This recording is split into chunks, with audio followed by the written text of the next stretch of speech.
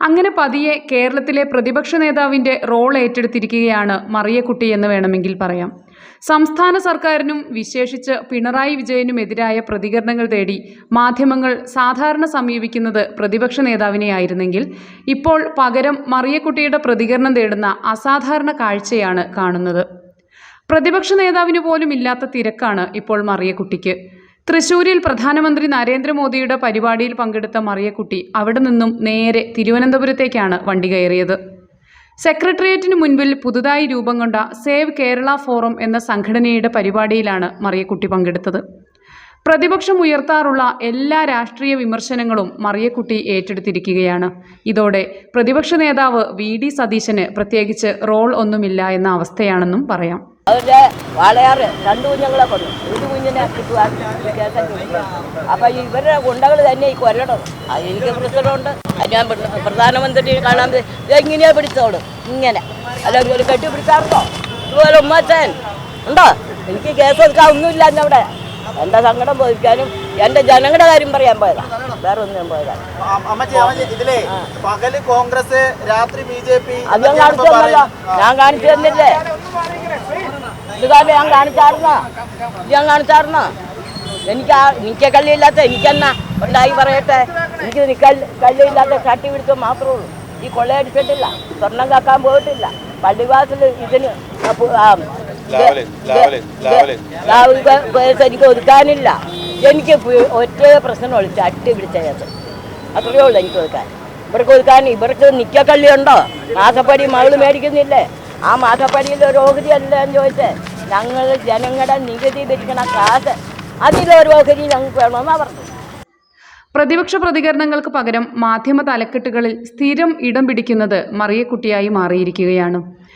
ഇതിലേറെ കൗതുകകരം, പെൻഷൻ വിഷയവുമായി ബന്ധപ്പെട്ട് സർക്കാർ വിരുദ്ധ പ്രചാരണത്തിന്റെ ഭാഗമായി ചട്ടിയുമായി രംഗത്തിറക്കിയത് ഇടുക്കിയിലെ കോൺഗ്രസ് പ്രവർത്തകരായിരുന്നു. മാധ്യമ ശ്രദ്ധയിൽ കൊണ്ടുവരാനും കോൺഗ്രസ് പ്രാദേശിക നേതാക്കളാണ് മുൻകൈയെടുത്തത്.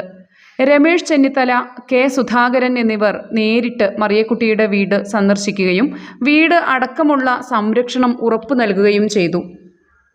ഇതോടെ മാധ്യമ തലക്കെട്ടുകളിൽ നിറഞ്ഞ മറിയക്കുട്ടി കോൺഗ്രസുകാരെ വെട്ടിലാക്കി BJP പ്രവർത്തകരുടെ നിയന്ത്രണത്തിലേക്ക് മാറുന്നതാണ് പിന്നീട് കണ്ടത്. ക്രിസ്തുമസിനോടനുബന്ധിച്ച് BJP തൃശ്ശൂരിൽ സംഘടിപ്പിച്ച പൊതുപരിപാടിയിലാണ് പിന്നീട് മറിയക്കുട്ടിയെ കാണുന്നത്. ചടങ്ങിൽ പങ്കെടുക്കുക മാത്രമല്ല, മോദി സർക്കാരിനെ പുകഴ്ത്തി പറയാനും മറിയക്കുട്ടി ധൈര്യം കാണിച്ചു. നവകേരള ദാസ് എന്ന് അലിഞ്ഞു ചേരുന്നത് ഈ ഒരു ക്രിസ്മസ് ആവശ്യത്തിലാണ്. ജനങ്ങളുടെ അവസ്ഥ ജനങ്ങളുടെ അവസ്ഥയൊക്കെ നല്ലോണം അറിയാം. ജനങ്ങൾക്ക് ക്രിസ്തുമസിന് 5 പൈസയും കൊടുത്തിട്ടില്ല ധാരാളം ആൾക്കാർക്ക്. ഇപ്പോൾ പ്രധാനമന്ത്രി 1000 കോടി രൂപ അയച്ചിട്ടുണ്ട്. ഇതുവരെ ആൾക്കാർക്ക് കൊടുത്തില്ല. അരിയൊക്കെ കൊടുക്കാന്ന് പറഞ്ഞിട്ട് ഒരു സാധനവും കൊടുത്തിട്ടില്ല. പിന്നെ പ്രധാനമന്ത്രിയുടെ 5 ഇതായിട്ട് ഞങ്ങൾക്ക് കോവിഡ് സമയത്ത് കിട്ടി. അതുകൊണ്ട് ഞങ്ങൾ സുഖമായിട്ട് പിണ്ടായുടെ ഒരു സാധനം ഞങ്ങൾക്ക് കിട്ടണില്ല. പിണ്ടായി അതിന് വളഞ്ഞിട്ടില്ല. അത് ആ ഇവിടെ ഉണ്ടല്ലോ, പേരും മറന്നല്ല, മല കയറ്റി അവിടെ വരും. ശബരിമല കയറ്റിയില്ല പെണ്ണ്. പിന്നെ ആ ബിന്ദുവമ്മണീനെ കൊല്ലട്ടെ ആദ്യം. ആ ശബരിമല നശിപ്പിച്ചേനെ എന്നെ കൊല്ലാൻ പറ്റിയല്ല. അപ്പോൾ ഉണ്ടായി കൊല്ലേണ്ടത് ചരിതേനെയും ആ സ്വപ്നേനെയാണ്. കോൺഗ്രസിനെ ഞെട്ടിച്ചുകൊണ്ട് കേരളത്തിലും BJP അധികാരത്തിലെത്തുമെന്ന് മറിയക്കുട്ടി മാധ്യമങ്ങൾക്ക് മുന്നിൽ ആവർത്തിച്ചു പ്രഖ്യാപിച്ചു. കേരളത്തിൽ BJP അധികാരത്തിൽ വരണം. അതുവരെ സാമൂഹ്യ മാധ്യമങ്ങളിൽ മറിയക്കുട്ടിയുടെ പ്രതികരണങ്ങൾ നിരന്തരം ഷെയർ ചെയ്തിരുന്ന കോൺഗ്രസ് പ്രവർത്തകർ അപ്രത്യക്ഷരാകുന്നതാണ് പിന്നീട് കണ്ടത്.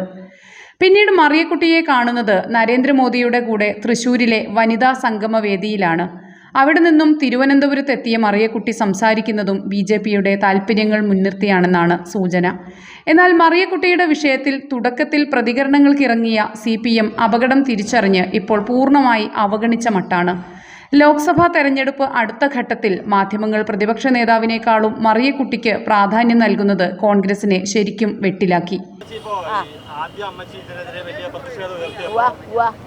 വലിയ പിന്തുണയുണ്ടായി, കോൺഗ്രസ് ഒക്കെ പിന്തുണച്ചു. അവർക്ക് മനസ്സിലായില്ല. മറിയക്കുട്ടിയെ രംഗത്തിറക്കിയതിന് പിന്നിൽ പോലും തുടക്കം മുതൽ സംഘപരിവാറിന്റെ രഹസ്യ ഓപ്പറേഷൻ നടന്നിട്ടുണ്ട് എന്നാണ് സൂചന. കോൺഗ്രസിന്റെ പ്രാദേശിക നേതാക്കളെ സ്വാധീനിച്ചാണ് സംഘപരിവാർ തങ്ങളുടെ നിയന്ത്രണത്തിൽ നിർത്താനാകുന്ന ഒരു സർക്കാർ വിരുദ്ധ പ്രതീകത്തെ സൃഷ്ടിച്ചെടുത്തത് എന്നാണ് സൂചന. ഇനി തെരഞ്ഞെടുപ്പ് ഘട്ടത്തിൽ മറിയക്കുട്ടിയുടെ റോൾ എന്തായിരിക്കും എന്ന കൗതുകത്തിലാണ് രാഷ്ട്രീയ നിരീക്ഷകർ.